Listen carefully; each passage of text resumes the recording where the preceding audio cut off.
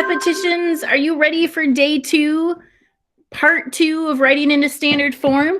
So just refreshing your memory, standard form is ax plus by equals c. And so what we're going to do is get it in that form. So x and y are on the same side of the equal sign. So when I look at this right now, x is doing all right, but that y and that 11, not quite where they need to be. So I'm going to start by subtracting 11 from both sides because it can't be on the left side. So negative 5x is equal to 1/2 y minus 11.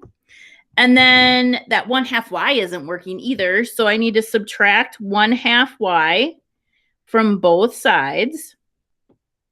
And so that's going to be negative 5x minus 1/2 y equals negative 11. So let me shrink this down a little bit to fit in that area. And then from here, I need to start looking at my rules. Are they all integers? And the answer is no. So I need to multiply everything by the denominator. So the denominator is 2. So I'm going to multiply everything by 2. So negative 10x minus 1y equals negative 11. Okay.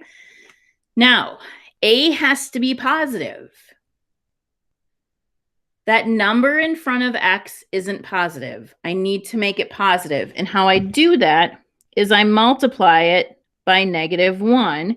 And I've got to multiply everything by negative 1. So 10x plus y equals 11. Then I have to look, is my least common multiple 1? And it is.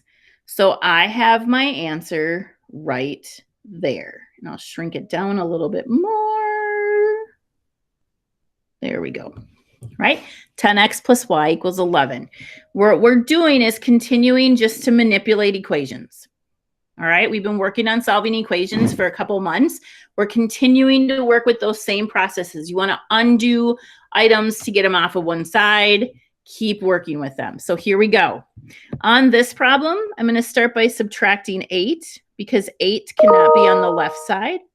So negative 4x is equal to 3/4 y minus 8.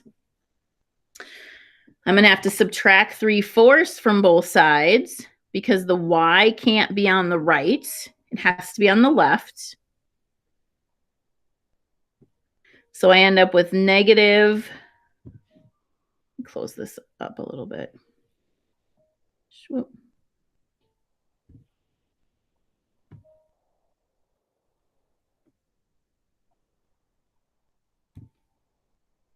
Okay, so negative 4x minus 3/4 y equals negative 8. And then I can't have fractions, so I have to clear those out. So the denominator is 4. So I'm going to multiply everything by 4. Okay. So I'm going to move my equation up here just so I have a little bit more room to write with. So I've got negative 16x minus 3y equals negative 32. So now I've got all integers.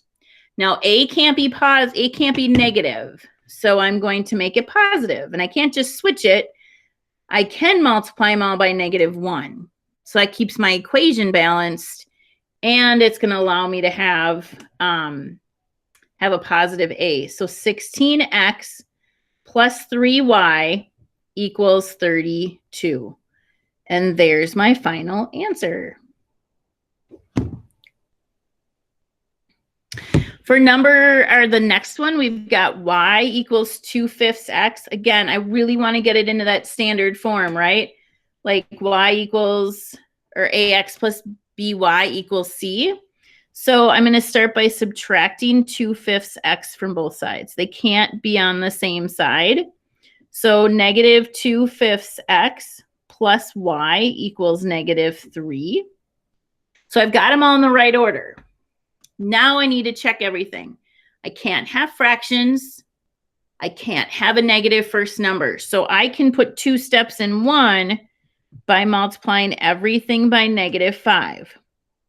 Negative, so I make that first number positive, and 5 because that's the denominator. So 2x minus 5y equals positive 15.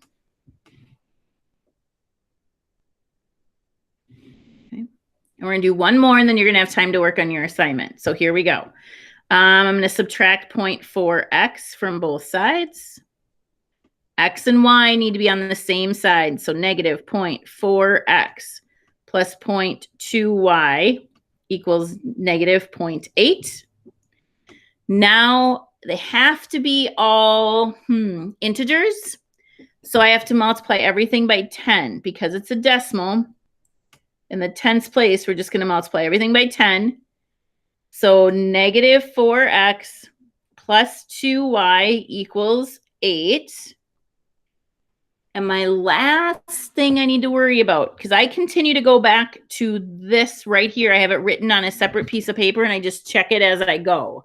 All right. My next thing I have to do is make sure my greatest common factor is 1. And on this one, I notice they're all even, so I can divide it all by 2. So negative 2x plus y equals 4. And there's my other answer. Part 2. All right. Have a good day. Bye.